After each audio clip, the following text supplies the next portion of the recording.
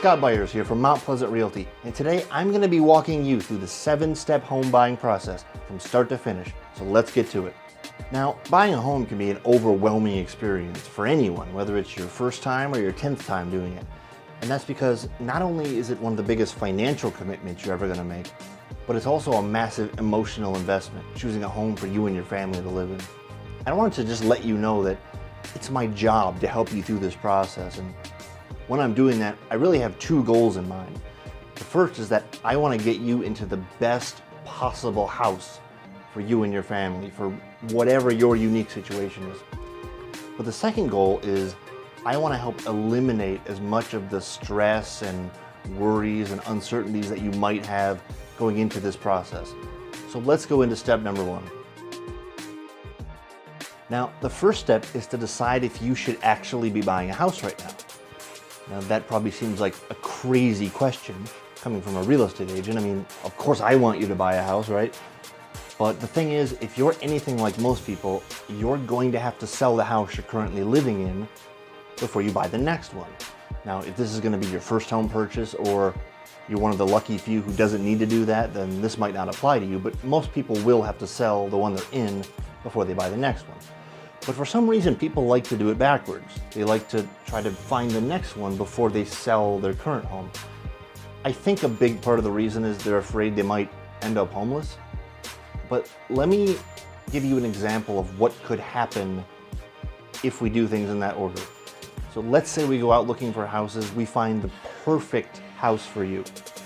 All the features you want, it's in the best location, the price is within your budget, so we want to submit an offer.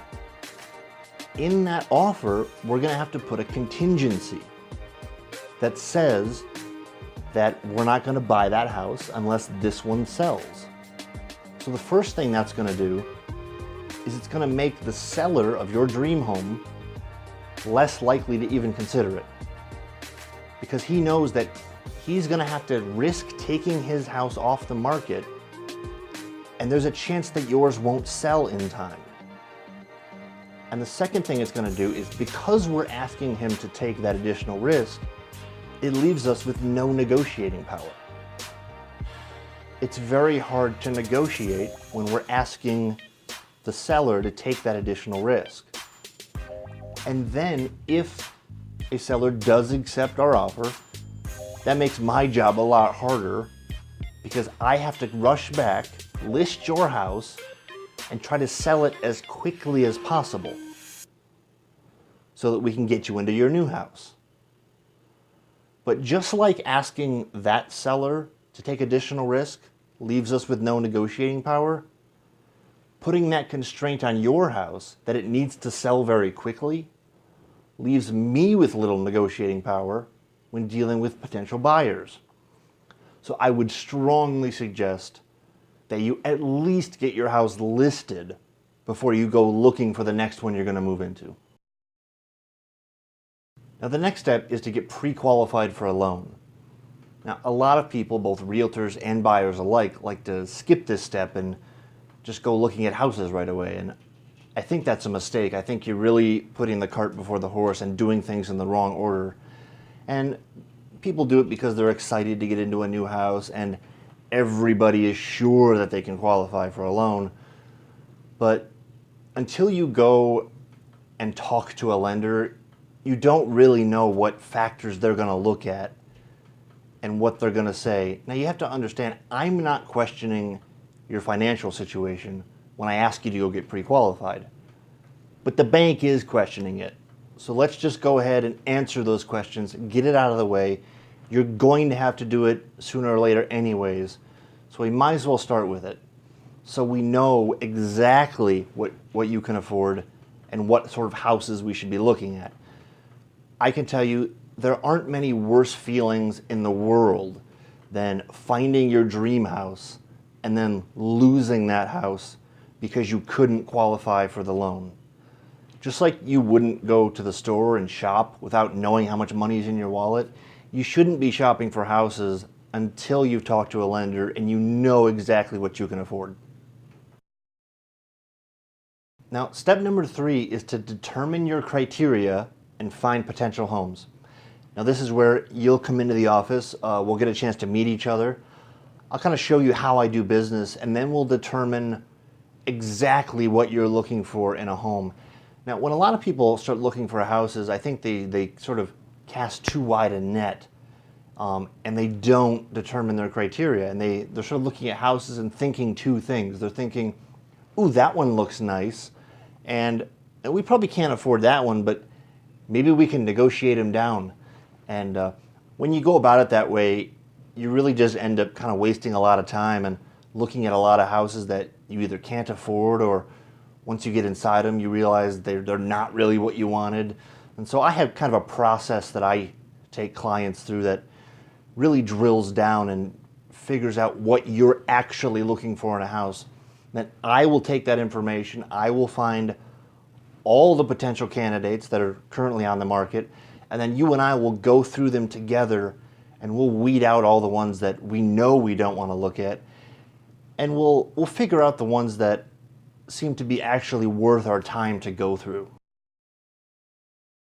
So once we've kind of determined which houses we think are going to be worth our time to go visit, then the next step, step number 4, is to go visit them. We will go tour through some houses, and the mistake that a lot of people make here is they start focusing on all the little details of a house without looking at the bigger picture.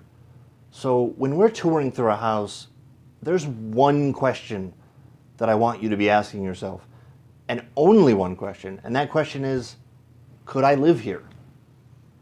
Because if you can't answer yes to that, if you couldn't live in a house, then it doesn't matter what the utility payments are. It doesn't matter how friendly the neighbor's dog is. If you couldn't live in a house, there's no need to focus on all those little details. Now, if there's something that makes you hesitate to answer yes, if you're not sure if you could live there, then you need to ask yourself, well, the thing that's causing me hesitation, is it fixable? If I couldn't live here because this carpet is hideous, well, that's fixable. You can put new carpet in. But if your answer is, well, I couldn't live here because it would increase my commute to work by 25 minutes and I'm not going to do that, well, that's not fixable, so that's not the house for you. So once we've toured through some houses and we've found that perfect house that you know you could live in, then the next step, step number 5, is to write an offer on that house. Now that offer will include not only an amount of money that you're willing to pay for it, but also any contingencies that may need to be in place, either for you or the seller.